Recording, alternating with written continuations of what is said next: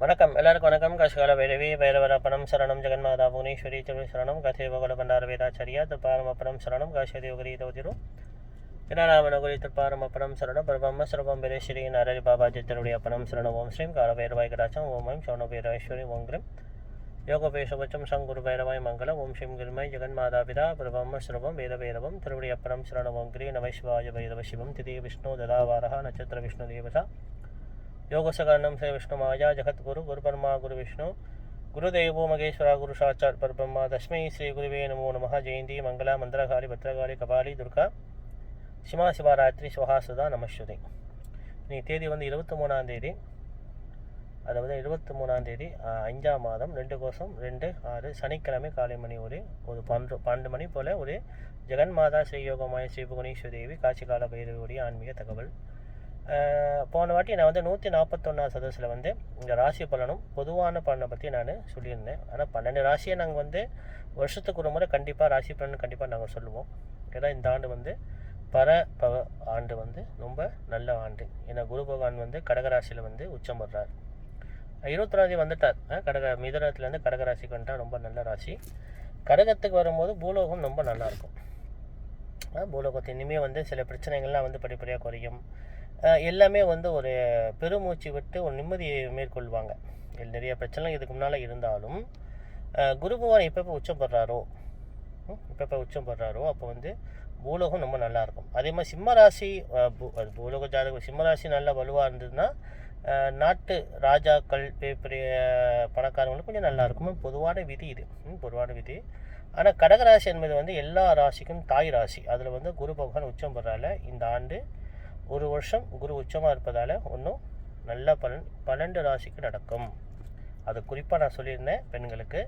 பெண்கள் ஒரு அம்பாளோட காயத்ரி மந்திரத்தை உபாசனையாக நீங்கள் கண்டிப்பாக சொல்லணும். ஆனால் எந்த அம்பாள் காயத்ரி மந்திரம் சொன்னாலும் பைரவர் மந்திரம் கடைசியாக மறந்துடாதீங்க. இப்போ எடுத்துக்காட்டு லட்சுமி மந்திரம் ஒருத்தவங்க சொல்கிறாங்க வச்சுங்களேன். மகாதேவி வித்மஹே விஷ்ணு பத்னி சதி மகே தன்னோ லட்சுமி பிரஜோதியாது சொல்கிறாங்களே. அப்போ அந்த லட்சுமி தேவி சொன்னாலும், துர்காதேவி சொன்னாலும், பிரத்யங்கரா தேவி சொன்னாலும், மகா மாரியம்மன் மந்திரம் சொன்னாலும், எந்த அம்பாள் காளியோ துர்கா பிரத்யங்கரா எந்த அம்பாள் ஒரு பெண் தெய்வத்தை சொன்னாலும் கடைசியாக நீங்கள் திரியம்பகம் சொல்லணும். ஓம் திரியம்பகம் இதாவகே சுகந்தியம் விஷ்ணுவர்த்தனம் உருவாரி வந்தனா முஸ்லிம் சொல்கிறீங்களே. அந்த மந்திரம் சொல்லிவிட்டு லட்சுமி மந்திரம் சொல்லிவிட்டு அப்புறம் பைரவரோட மந்திரத்தை கண்டிப்பாக சேர்க்கணும். அதான் உயிர், பைரவர் தான் உயிர். ஓம் சூனத்வஜா வித்மஹே சூல அஸ்தாய தீமஹே தன்னோ பைரவ பிரஜோதே. இந்த திரியம்பகம் லட்சுமி பைரவர், திரியம்பகம் லட்சுமி பைரவர் இப்படி தான் சொல்லணும். இப்போ எடுத்துக்காரு இப்போ லட்சுமி மந்திரம் சொல்ல மாட்டாங்க, துர்கா மந்திரம் சொல்கிறாங்க வச்சுங்களேன். திரியம்பகம் துர்கா பைரவர், திரியம்பகம் துர்கா பைரவர் அப்படி தான் சொல்லணும். ஏன்னா மேலே திரியம்பகம் மறக்கக்கூடாது. ரெண்டாவது ஒரு அம்பாள், உங்களுக்கு பிடிச்ச ஒரு அம்பாள் எடுத்துக்கங்க. ஏதோ ஒரு அம்பாள் நீங்கள் எடுத்துக்கணும். அப்புறம் பைரவ மந்திரம் கண்டிப்பாக சொல்லிட்டு வந்தால் இந்த எப்போ கேது பகவான் குருக்கிட்ட சேரும் போது, அதாவது 18ஆம் தேதி 11ஆம் மாதம் குரு ராகு கேது பிரித்தான பிறகு கண்டிப்பாக நல்ல பலன் கண்டிப்பாக நடக்கும். இன்னும் நல்ல மந்திரம் நிறைய சொல்லி பழக்கமானவங்க, அதை சித்தி பெற்றவங்க, இந்த மந்திரம் சொல்ல சில நன்மை நடக்கும், அது சித்தின்னு சொல்லுவாங்க. மந்திரம் உயிர் பெற்றுச்சுன்னு அர்த்தம். அவங்க எளிய முறையில் சின்ன அக்னிகுண்டம் போட்டு பிரம்ம யஜ்ஞம் சொல்லுவாங்க. அதுக்கு டெய்லி இல்லை 2 நாளைக்கு ஒரு முறை, வாரத்துக்கு ஒரு முறை பிரம்ம யஜ்ஞம் கண்டிப்பாக யாகம் பண்ணுங்க. எளிய முறையில் யாகம், அதுக்கு பிரம்ம யஜ்ஞம். யாகத்துக்கு பேர் பிரம்ம யஜ்ஞம். மந்திரங்கள் சொல்லி ஸ்வாகான்னு சொல்லும் போது அந்த அக்னி பகவான் எந்த தெய்வத்தோட மந்திரத்தை நீங்கள் சொல்லி ஸ்வாகா சொல்கிறீங்களோ அந்த தெய்வத்துக்கிட்ட போய் நீங்கள் கொடுக்குற பிரசாதத்தை கொண்டு போய் சேர்த்துருவாங்க.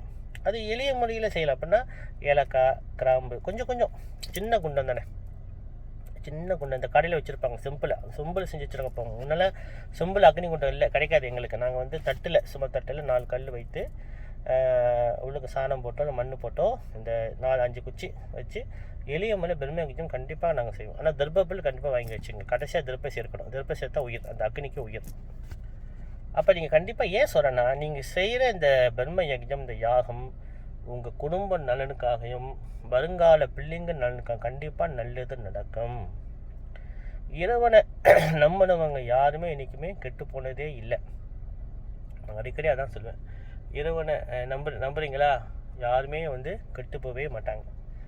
உங்களுக்கு நம்பிக்கை இருக்குதோ நம்பிக்கை இல்லையோ, கண்டிப்பாக நீங்கள் பிரம்ம யஜ்ஞம் கண்டிப்பாக செய்யுங்க, ரொம்ப நல்லது நடக்கும். சரி, அடுத்தது கிரிய நம சிவாய பைரவ சிவம். ரெண்டாவது வந்து நாங்கள் வந்து இந்த ஒரு குருக்கள் கேட்டிருந்தார், இந்த பைரவர் குடம் செஞ்சீங்களே என்னாச்சியா, காமிக்கவே இல்லையேன்னு சொன்னார்.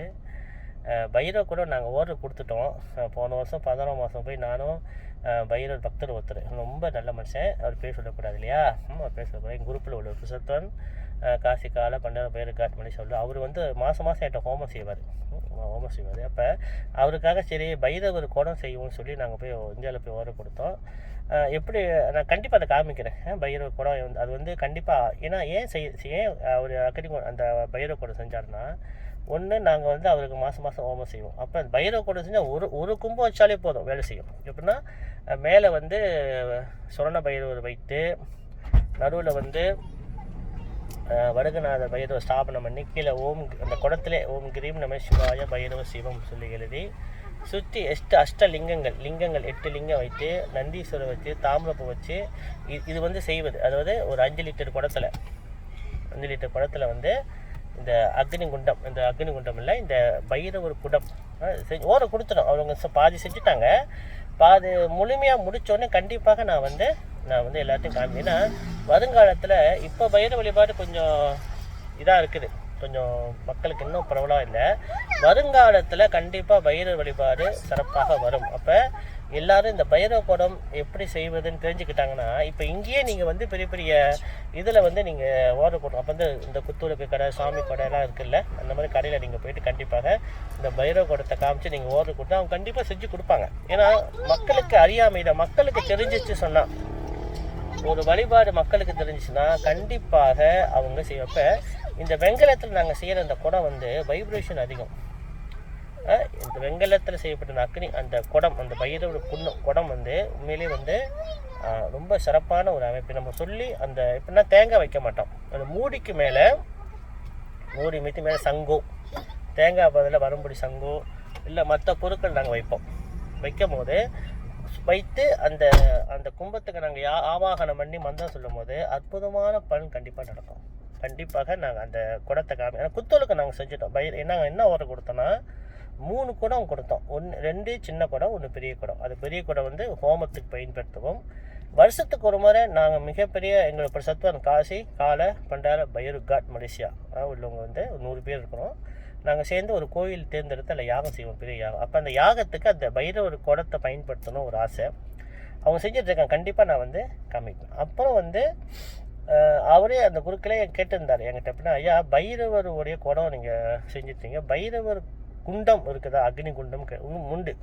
அது வந்து வெங்கலத்தில் வந்து அது நாங்கள் என்ன செய்யலை, ஏன்னா அதுக்கு வந்து கொஞ்சம் காசு தேவைப்படும். எனக்கு அவ்வளோ காசு இல்லை, ஒரு 10 கிட்ட கையில் வச்சுருக்கணும், 10 இருக்கணும். ஏன்னா இப்போ உள்ள எல்லா வேலையும் தான் விலைவாசி ஏற்ற மாதிரி. ஆனால் நான் இருக்குன்னு நான் கேள்விப்பட்டிருக்கேன், எங்கள் முன்னோரும் சொல்லி கொடுத்துருக்காங்க. அகோரிகளும் இந்த பைரவர் குண்டம், அக்னி குண்டம் எப்படின்னா வெங்கலத்தில். இது ஏன் நான் சொல்கிறேன்னா, மலேசியா குருமார்களுக்கு இந்த இந்த அமைப்புக்கு இல்லை. ஏன்னா சபதி நல்ல திறமையான சபதிகள் மலேசியாவில் இல்லை. இந்த வெங்கல ஜாமா செய்யுது, அக்னி குண்டம், இந்த கோடம், குத்துவிளக்கு. ஆனால் ஊரில் வந்து இருக்காங்க. ஊரில் வந்து கும்பகோணத்தில் சிறப்பான வழி. அப்போ நீங்கள் என்ன செஞ்சதுக்கு இந்த ஆர்வம் கேட்குற குருமார்கள், இந்தியா குருமார்கள், நீங்கள் இந்த அக்னி குண்டத்தை நீங்கள் அங்கே ஆர்டர் கொடுக்கலாம். வெங்கலத்தில் நாகாஸ் வேலை செய்கிற கடை இருக்கணும். அப்படின்னா குத்துவிளக்குன்னா வடிவம் செய்கிறாங்க இல்லையா, வடிவம்னா அந்த ரூபங்கள்லாம் செய்வாங்க, வெங்கலத்திலே செய்வாங்க அழகழகாக. அப்போ அது வந்து நாகாஸ் வேலைன்னு சொல்லுவாங்க. அது வந்து செய்கிற நாகாஸ் வேலை எப்படி செய்யணும், 2 அடிக்கு ஆழம், நீளம் 2 அடி, அகலம் 2 அடி, ஆழம் வந்து 1 அடி இருந்தால் போதும் வைத்து. அது நடு அளவு, இது சொன்னாலும் உங்களுக்கு புரியும், அந்த குருமார்களுக்கு புரியும். நடு அளவு வந்து நீளம் வந்து 2 அடி, அகலம் 2 அடி, ஆழம் வந்து 1 அடி இருந்தால் போதும்.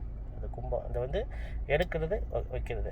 அதை சுற்றி வந்து 8 தாம்பர இதழ் வந்து வைக்கணும். 8 தாம்பர இதழ், 8 அஷ்டபைரவர் மாதிரி. அதுக்கு பிறகு அந்த நடுவில் உள்ள அந்த அளவு எடுத்துகிட்டு அதுக்கு வெளியே 8 தாம்பர இதழ் வைத்து, 8 தாம்பர இதழில் வந்து 8 அஷ்டபைரவர் ஸ்தாபனம் பண்ணணும். 3 இன்ச்சுக்கு பைரவர் செய்து 8 அஷ்டபைரவர் ஸ்தாபனம் பண்ணி அந்த ஒரு குண்டம் போதும் உங்களுக்கு. வெங்கலத்தில் செஞ்சிங்கன்னா இரவு ஜபம் பண்ணி அந்த 8 அஷ்டபைரவர் பூஜை பண்ணி காலையில் பிரம்ம முகத்துலையோ இல்லை காலையில் அதுக்கு பிறகு நீங்கள் அந்த அக்னி யாகம் பண்ணி மக்களுக்கு தீர்த்தமோ இல்லை புரோட்சனமோ பண்ணிங்கன்னா கண்டிப்பாக உங்களுக்கு அந்த யாகம் செய்தவருக்கு மிகப்பெரிய ஒரு யோகம் வரும், உங்களுக்கும் நல்ல பலன் கிடைக்கும். இந்த அக்னி குண்டம்லாம் வந்து நான் கேள்வி தான் பட்டிருக்கேன் தவிர யாரும் செஞ்சதில்லை. கேள்விப்பட்டிருக்கேன், நான் படிச்சிருக்கேன், நான் வந்து இது பண்ணியிருக்கேன், அதாவது நான் கேள்விப்பட்டிருக்கேன். ஆனால் இந்த மாதிரி அக்னி குண்டம், இந்த பைரவர் குண்டம் வந்து செஞ்சது இல்லை. கண்டிப்பாக வருங்காலத்தில் நீங்களாம் செய்யணும். இந்த கண்டிப்பாக நான் செய்வேன். வருங்காலத்தில் நான் கொஞ்சம் காசு எடுத்து வைத்து கண்டிப்பாக சொன்னேன், ஒரு 15 கிட்ட வேணும். இப்போ உள்ள காசு இருக்குது, அது செஞ்சு வச்சுட்டிங்கன்னா நீங்கள் நித்திய பிரகாரம் குருமார்கள், அதாவது பொதுமக்களை விடுங்க, குருமார்கள் நீங்கள் வந்து நித்திய பிரகாரம் அந்த வெங்கல அக்னி குண்டத்தில் நீங்கள் ஹோமம் செய்யும் போது உங்களுக்கு அற்புதமான பலன் கண்டிப்பாக நடக்கும். இதெல்லாம் வந்து ஒரு அற்புதமான ஒரு யோகம். அதனால் கண்டிப்பாக இந்த அக்னி குண்டத்தை நீங்கள் கண்டிப்பாக நீங்கள் இந்தியாவில் உள்ள குருமார்கள் கண்டிப்பாக செய்யுங்க. இந்தியாவில் உள்ள குருமார்கள் கண்டிப்பாக நீங்கள் இதை செய்து நீங்கள் வச்சுக்கணும். ஏன்னா மலேசியாக்காரன் நாங்கள் வந்து ஓர்டர் கொடுக்கணும், ஒரு நல்ல கடையாக பார்த்து கண்டிப்பாக செய்வாங்க. ஏன்னா மலேசியாவில் உள்ள கடைமார்கள்லாம் வந்து இந்த அக்னி குண்டத்தை பார்த்துட்டாங்கன்னா, இந்த பைரவர் குடம், பைரவர் குத்துவிளக்கு, பைரவர் அக்னி குண்டம் எல்லாம் பார்த்துட்டாங்கன்னா கண்டிப்பாக வருங்காலத்தில் அவங்க செய்து மலேசியாவோட குருமார்கள் கண்டிப்பாக கொடுப்பாங்க. கண்டிப்பாக இது கண்டிப்பாக நீங்கள் செய்யணும், கண்டிப்பாக செய்யணும். அடுத்த ஆடியோ நான் சொல்கிறேன். காசிகால பைரவி, பைரப்ப சரணம், ஜெகன்மாதா புவனேஸ்வரி, திருவெங்கரி, நம சிவாய், பைரவ சிவம். இந்த சதஸ் வந்து 142 சதஸ். காசிகால பைரவி, பைரவர் அர்ப்பணம் சரணம்.